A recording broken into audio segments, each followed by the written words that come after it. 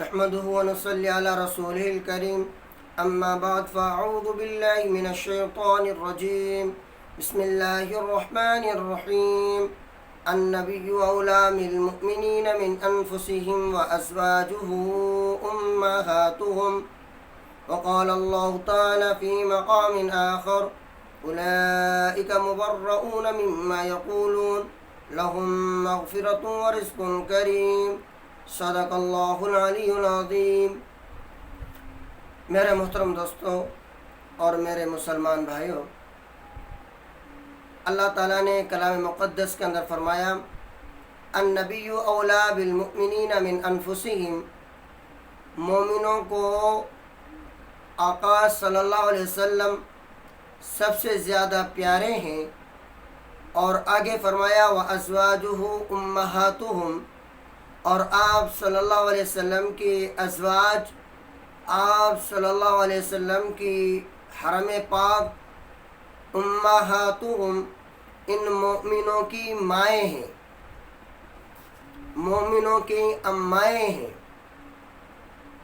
اب ہمیں اس بات پر فخر ہے کہ حضرت ختیجہ ہماری اماں ہے، حضرت عائشہ ہماری اماں ہے، حضرت حفصہ ہماری اماں ہے، حضرت زینب بنت جحش ہماری اماں ہے، حضرت زینب بنت خزیمہ ہماری اماں ہے، حضرت صفیہ ہماری اماں ہے، اور حضرت جویریہ ہماری اماں ہے۔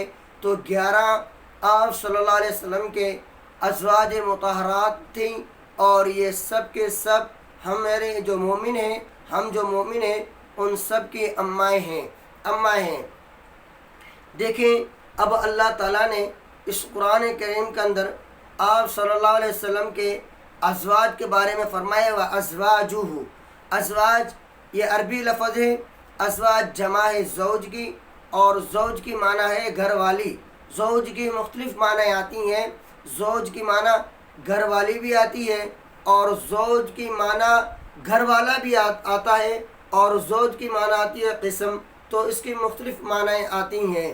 اور دوسرا لفظ عربی کے اندر استعمال ہوتا ہے امرات کا، امرات، تو امرات کی بھی معنی ہوتی ہے گھر والی، زوج کی معنی ہے گھر والی، گھر والا، امرات کی معنی ہے گھر والی۔ لیکن ان دونوں لفظوں کے اندر فرق ہے۔ وہ کون سا فرق ہے؟ کہ ایک گھر والی ہوتی ہے خاص، ایک گھر والی ہوتی ہے عام۔ جہاں گھر والی عام ہو وہاں لفظ استعمال ہوتا ہے امرات کا، جیسا کہ اللہ تعالیٰ نے قرآن کریم کے اندر حضرت نوح علیہ السلام کے بارے میں فرمایا، وَامْرَأَتِ نوح، لوط علیہ السلام کے بارے میں فرمایا، امرأت لوط، حضرت لوط علیہ السلام کی بیوی، حضرت نوح علیہ السلام کی بیوی۔ تو یہاں پر امرات کا لفظ لایا، زوج کا لفظ اللہ نے نہیں لایا۔ کیوں؟ اس لیے کہ امرات اس گھر والیوں کہتی ہیں جو عام ہو۔ اب دیکھیں، حضرت نوح علیہ السلام اللہ کا پاک نبی تھا، اللہ کا اولو العزم پیغمبر تھا، لیکن اس کی جو بیوی تھی وہ کافرانی تھی، اور اللہ کے رسول پر وہ ایمان نہیں لائی، نبی پر ایمان نہیں لائی۔ اس وجہ سے فرمایا امرات نوح۔ اور لوط علیہ السلام کی بیوی وہ بھی کافرانی تھی، اور لوط علیہ السلام اللہ کے نبی تھے۔ اور اسی طرح اللہ نے فرمایا امرات فرعون کی بیوی، تو یہاں پر امرات کا لفظ اس لیے استعمال کیا کہ فرعون ظالم تھا، فرعون کافر تھا، فرعون اپنے آپ کو انا ربکم الاعلی کہتا تھا، لیکن اس کی جو بیوی وہ نیکوکار تھی، بڑی نیک متقی اور پرہیزگار تھی، لیکن چونکہ ان کے درمیان میں مناسبت نہیں تھی، مسابقت نہ تھی، جوڑ نہیں تھا، اس وجہ سے اللہ نے فرمایا امرات فرعون کی گھر والی۔ تو جہاں بیوی اس شوہر کے ہم پلہ ہو، اس کے برابر ہو، اس کے اندر مسابقت ہو، تو وہاں لفظ استعمال کیا جاتا ہے زوج کا۔ تو دیکھیں، جب آپ صلی اللہ علیہ وسلم کے گھر والوں کا ذکر آیا تو اللہ نے فرمایا وَأَزْوَاجُهُ أُمَّهَاتُهُمْ، زوج کا لفظ لایا، امرات کا لفظ نہیں لایا، اس لیے کہ وہ جس طرح، اب یوں سمجھے کہ اللہ پاک فرما رہے ہیں کہ جیسے آپ صلی اللہ علیہ وسلم پاک ہیں، اسی طرح آپ صلی اللہ علیہ وسلم کے نکاح کے اندر جتنی بھی عورتیں آئیں وہ سب کے سب پاک ہیں، اس لیے کہ زوج مانا وہ بیوی جو شوہر کے ہم پلہ ہو، جو شوہر کے شایع شان ہو، جو شوہر کے لائق ہو۔ تو اس سے معلوم ہوا کہ جتنی بیویاں تھیں سب کے سب کیا تھیں؟ پاک تھیں۔ اب آپ صلی اللہ علیہ وسلم کی ازواج مطہرات 11 تھیں، ان میں سے ایک حضرت عائشہ صدیقہ رضی اللہ تعالی عنہ ہے، جس کی وفات اس رمضان المبارک کے برکت والوں مہینے 17 رمضان کو حضرت عائشہ صدیقہ رضی اللہ تعالیٰ عنہ کی وفات ہے، 17 رمضان کو۔ اما عائشہ کون ہے؟ حضرت عائشہ حضرت ابوبکر صدیق رضی اللہ تعالیٰ عنہ کی بیٹی ہے۔ عائشہ کون ہے؟ جو ام رومان کی بیٹی ہے۔ عائشہ کون ہے؟ جو آپ صلی اللہ علیہ وسلم کو سب سے زیادہ پیاری ہے۔ عائشہ کون ہے؟ جو جس کو آپ صلی اللہ علیہ وسلم پیار سے حمیرہ کہہ کر پکارتے تھے۔ عائشہ کون ہے؟ جس کی کنیت ام عبداللہ ہے۔ عائشہ کون ہے؟ جس کو آپ صلی اللہ علیہ وسلم سب سے زیادہ پیار کرتے تھے، یہاں تک کہ حدیث میں آتا ہے کہ ایک مرتبہ آپ صلی اللہ علیہ وسلم نے پانی کو منگوایا، پانی کے منگوانے کے بعد پھر آپ صلی اللہ علیہ وسلم نے حضرت عائشہ کو کہا کہ عائشہ تو پانی پی۔ حضرت عائشہ صدیقہ رضی اللہ تعالی عنہ نے اس گلاس سے، اس پیالے سے پانی پیا۔ پھر آپ صلی اللہ علیہ وسلم نے حضرت عائشہ سے وہ پیالہ لیا اور فرمایا کہ عائشہ مجھے بتلاؤ آپ نے اپنے ہونٹوں کو کس جگہ پر رکھا تاکہ میں اپنے ہونٹ اس جگہ پر رکھوں۔ چنانچہ حضرت عائشہ نے فرمایا اللہ کے رسول یہاں پر، تو آپ صلی اللہ علیہ وسلم نے اپنے ہونٹوں کو اس جگہ پہ رکھا جہاں حضرت عائشہ صدیقہ رضی اللہ تعالی عنہ نے اپنے ہونٹ رکھے تھے۔ یہ بھی محبت کا ایک قسم کا اظہار ہوا۔ تو آقا صلی اللہ علیہ وسلم اتنی قدر حضرت عائشہ صدیقہ رضی اللہ تعالی عنہ سے پیار کیا کرتے تھے۔ اور بڑے بڑے احکام جو اس امت کے لیے آسان ہوئے وہ بھی حضرت عائشہ صدیقہ رضی اللہ تعالی عنہ کی برکت سے۔ آپ صلی اللہ علیہ وسلم فرمایا کہ میرے نبوت کا آدھا علم میرے صحابہ سے حاصل کرنا۔ حدیث میں آتا ہے کہ آپ صلی اللہ علیہ وسلم فرمایا کہ میری نبوت کا آدھا علم میرے صحابہ سے حاصل کرنا، اور باقی جو آدھا علم میری نبوت کا ہے وہ ایک حضرت عائشہ صدیقہ رضی اللہ تعالی عنہ سے حاصل کرنا۔ حضرت عائشہ وہ عظیم عورت ہے جس نے آپ صلی اللہ علیہ وسلم سے 2210 روایتیں صحیح ہم تک پہنچائی ہیں، اور مردوں میں سے بلکہ سارے لوگوں میں سے سب سے پہلے قرآن کریم کی حافظہ، قرآن کریم رمضان مبارک کے مہینے میں نازل ہوا۔ شہر رمضان الذی انزل فیہ القرآن، رمضان کا مہینہ وہ ہے جس میں اللہ تعالیٰ نے قرآن کو نازل فرمایا۔ اب قرآن اور رمضان کی آپس میں مناسبت ہے۔ کتنا بھی ایمان انسان کو کھینچتا ہے، انسان کتنا بھی گناہ گار کیوں نہ ہو، لیکن رمضان مبارک کے مہینے کے اندر اس کا دل اس طرح مائل ہوتا ہے کہ میں نہ کچھ قرآن کریم کی کیا کروں، تلاوت کروں۔ تو قرآن کریم بھی اس مہینے میں نازل ہوا۔ حضرت عائشہ صدیقہ رضی اللہ تعالی عنہ کی وفات بھی 17 رمضان کو۔ اب حضرت عائشہ صدیقہ رضی اللہ تعالی عنہ وہ عظیم عورت ہے جو اس کائنات میں آپ صلی اللہ علیہ وسلم کے بعد سب سے پہلے قرآن کریم کو یاد کرنے والی حضرت عائشہ صدیقہ رضی اللہ تعالی عنہ ہے۔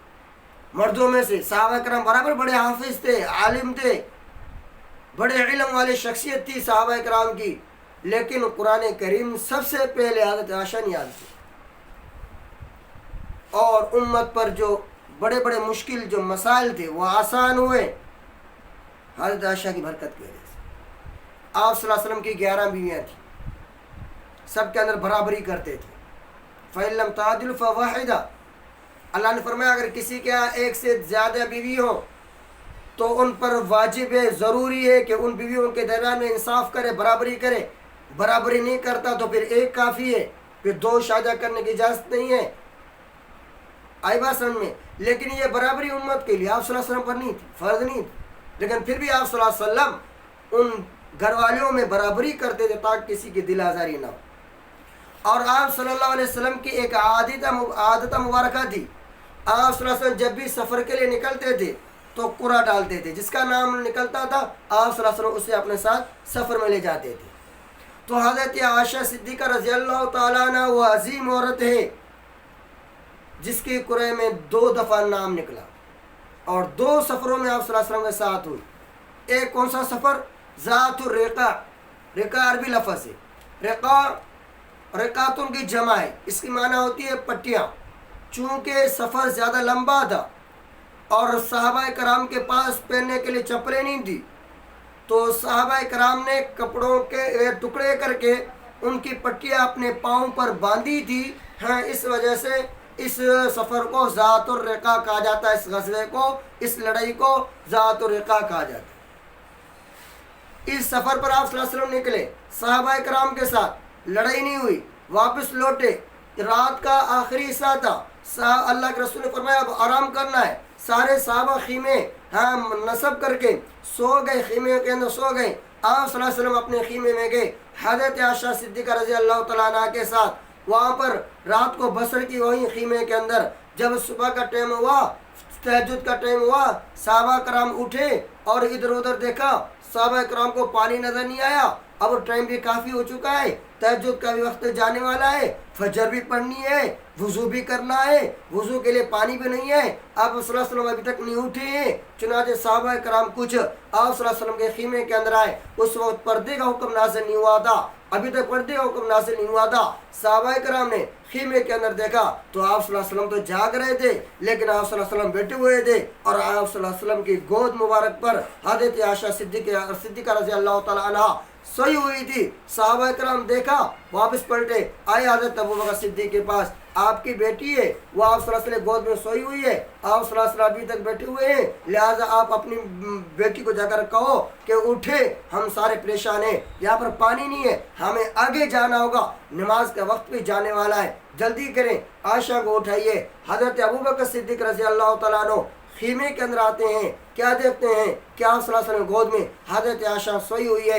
تب آ کر اپنے انگلی سے اپنے دونوں انگلیوں کو ملا کر کے حضرت عائشہ کے جسم پر تھوڑی سی دباتے ہیں، اور حضرت عائشہ صدیقہ رضی اللہ تعالیٰ عنہ جاگ جاتی ہیں۔ جیسی جاگ جاتی ہیں تو آپ صلی اللہ علیہ وسلم نے فرمایا اور کہا، ابوبکر نے کہا کہ بیٹی ابھی تک سوئی ہوئی ہو، سارے قافلے والے پریشان ہیں، پانی کا یہاں پر سسٹم نہیں ہے، پانی یہاں پر موجود نہیں ہے، ہمیں آگے جانا ہوگا، اس لیے فجر کا ٹائم جا رہا ہے، نکلنے والا ہے، ختم ہونے والا ہے، لہٰذا آپ ابھی تک سوئی ہوئی ہو، اٹھیے۔ تو آپ صلی اللہ علیہ وسلم نے فرمایا اے ابوبکر، عائشہ کو کچھ نہ کہو، عائشہ کی نیند خراب نہ کر، جو عائشہ کو تکلیف پہنچاتا ہے وہ محمد مصطفیٰ صلی اللہ علیہ وسلم کو تکلیف پہنچاتا ہے۔ بہرحال حضرت عائشہ اٹھی اور اپنے گلے میں دیکھا ہار گم ہو چکا تھا۔ حضرت عائشہ کے پاس ایک ہار تھا، وہ ہار گم ہو چکا تھا۔ سارے صحابہ پریشان، آپ صلی اللہ علیہ وسلم پریشان، صحابہ کرام کا ہار ڈھونڈے، اللہ کے رسول نماز کا وقت نکلنے والا ہے، اللہ کے رسول نے کہا ہار ڈھونڈے، ہار ڈھونڈنے لگ گئے، پھر ہار نہیں ملا، پھر اللہ نے جبریل کو بھیجا، قرآن کریم کی آیت نازل ہوئی، فَإِن لَمْ تَجِدُوا مَاءً فَتَيَمَّمُوا صَعِيدًا طَيِّبًا، ہاتھ ڈھونڈے، اگر ٹائم نکل گیا، کم ہے، پانی نہیں ہے، تو پھر اپنے دونوں ہاتھوں کو زمین پر لگا کر کے چہرے پر مار دو، دوسری مرتبہ اپنے دونوں ہاتھوں کو زمین پر رگڑ کر کے اپنے بازو کو لگا دو، اگر بے وضو والی حالت میں ہو تو آپ کا وضو بھی ہو جائے گا، غسل کی حالت میں ہو تو آپ لوگوں کا غسل بھی ہو جائے گا۔ مٹی سے تیمم جو ملا ہمیں وہ حضرت عائشہ کی وجہ سے ملا، اور بھی ایسے بہت سارے احکامات ہیں جو ہمیں ملے محض حضرت عائشہ کی صدیقہ رضی اللہ تعالیٰ عنہا کی وجہ سے۔ یہ اتنی بڑی فضیلت والی عورت ہے جس کی گواہی اللہ نے قرآن میں دی۔ حضرت عائشہ پر الزام لگا تھا، جس طرح حضرت یوسف پر الزام لگایا زلیخا نے، حضرت یوسف علیہ السلام پر الزام لگا، گواہی دی معصوم بچے نے، حضرت مریم علیہ السلام پر بولتان لگا، الزام لگا، گواہی دی معصوم بچے نے، جریج بنی اسرائیل کا بہت بڑا بزرگ تھا، اس پر بھی الزام لگا، گواہی دی معصوم بچے نے، لیکن حضرت عائشہ صدیقہ رضی اللہ تعالیٰ عنہ وہ عظیم عورت ہے، جب اس پر الزام لگا، بہتان لگا،